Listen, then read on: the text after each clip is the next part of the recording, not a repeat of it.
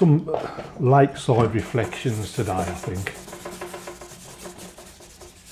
So let's give it a quick loosen up, some wet water. Now I'm thinking, let's just whack some colour on. I want something different on the left.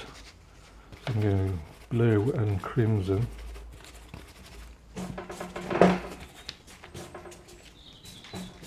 going to pop some out down in the water. Right, now I'm going to start doing the furthest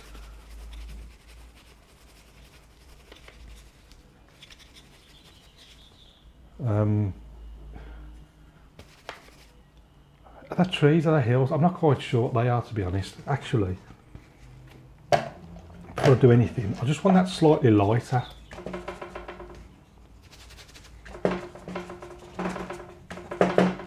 A bit of that, a bit of that. Just move it about a little bit.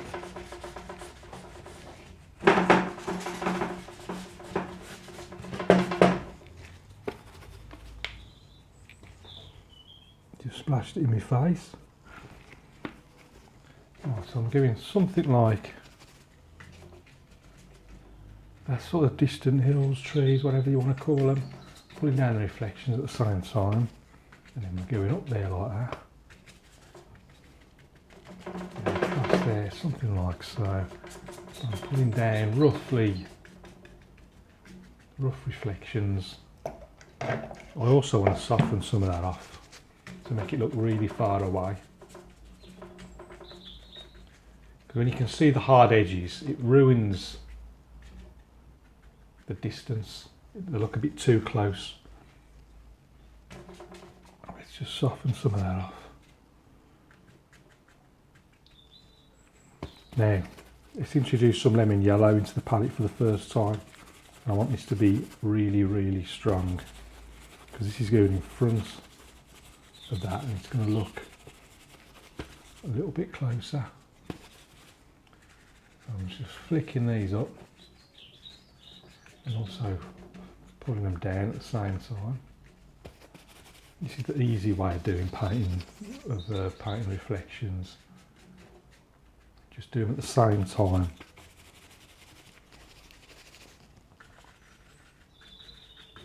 I don't want to paint over that background, so I'm being careful not to go too high.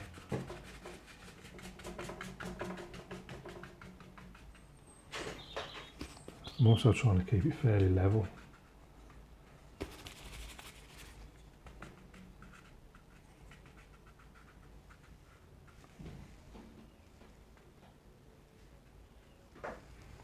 Something like so.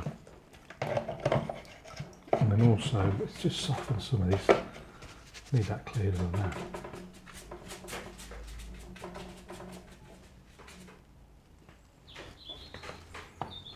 Lights on there. Won't even, can never resist a few rocks and things. Pull down the reflections for the rocks at the same time. Might end up painting over them, I don't know yet. But let's give that a quick dry.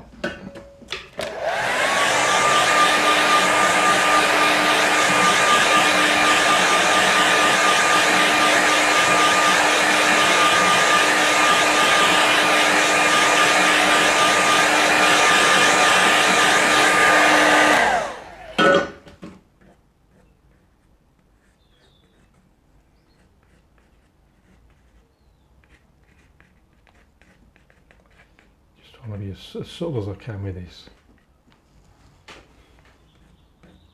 And also don't do them all equal distances as well, like I just did. Right. Now because that's dry, now I can put on another layer. It's going to be even stronger and that'll help create that sense of depth. Right, so I might put it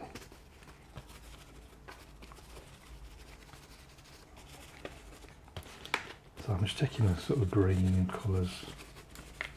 I'm thinking, where should I put it? I'm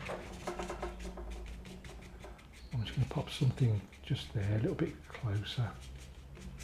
But again, pull down the reflections.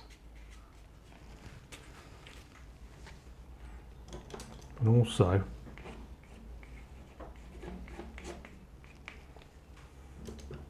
let's take a bit of rigger, not rigger, this is the sword liner brush.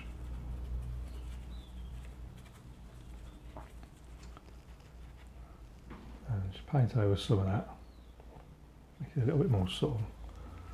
And then let's also just pop up some of these things down there.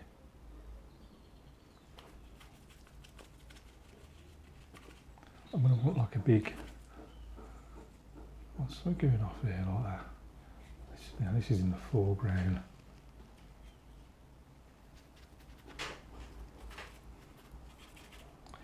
Thinking something going up there like that. Let's have another one there. Anyway, let's pop some grass in. So I'm thinking just general basic grass, just back getting something like that. Big rock on that side.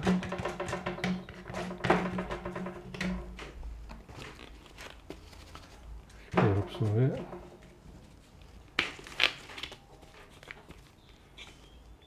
And maybe we've got that big grass, gives me something to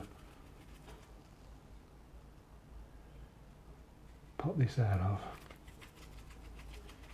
Let's have another one in there.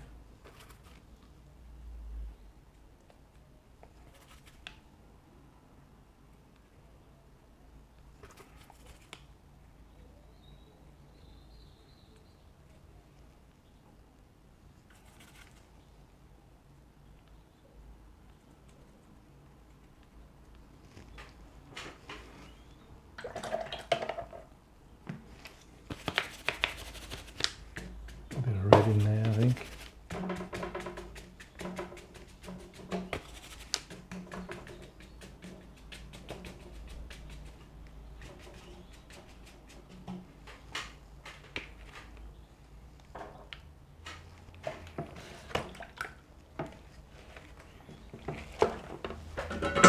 Just make sure that's flat.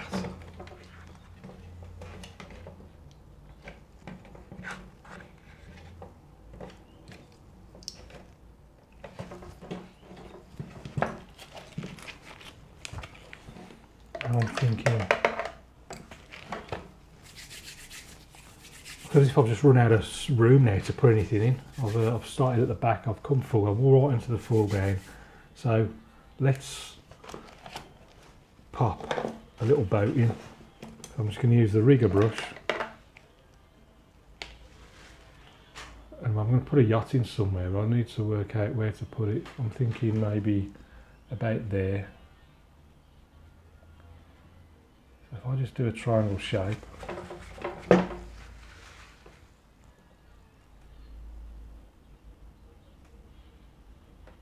just wet the paper.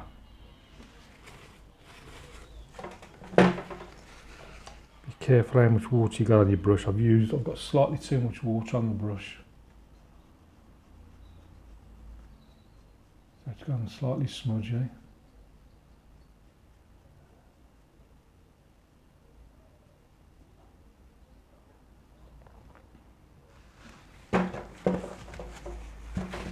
So there's the yacht. Just a hint of a reflection.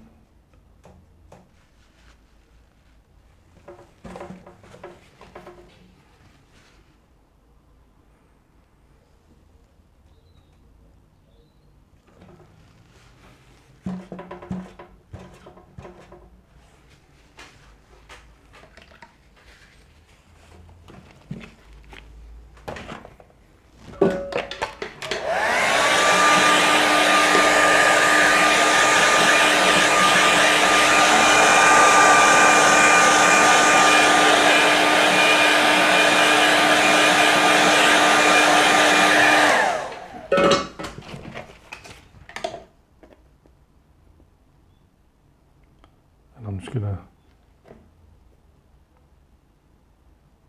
just use a little bit of red and stick my name down in the corner. So let's stick a mount on that and see what it looks like. Well, there's the finished painting.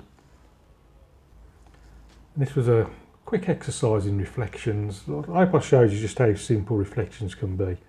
Just putting them in at the same time, brushing them down, obviously as low as that is high, just to get the same image, sort of mirror reflection below. And you can see where I just scrape fingernails as well, just to create that, so just like where light's just catching the trunks. Repeat that once or twice. You can see in the distance just where I've scraped in a few rocks as well, and also put those reflections in. I do feel, even by my standards, I feel as if I might have rushed this one a little bit too much. You can see the tonal values, whoops, it's just slipped out of the mains. Like in the foreground and in the middle distance, they're exactly the same. I'd like to have a bit more, should add more variation than that.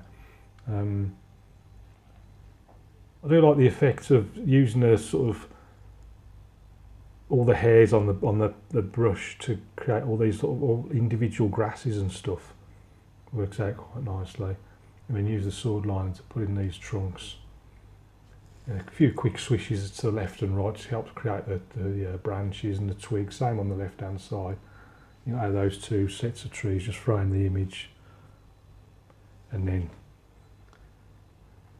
little yacht there, just created by wetting the paint and then you dabbing it with a tissue just to get back to the white of the paper to create that impression of a little yacht on the side in there. That's it for this one. I hope you enjoyed that. Thanks always for watching. Do try and join me over at patreon.com/Stephen Cronin.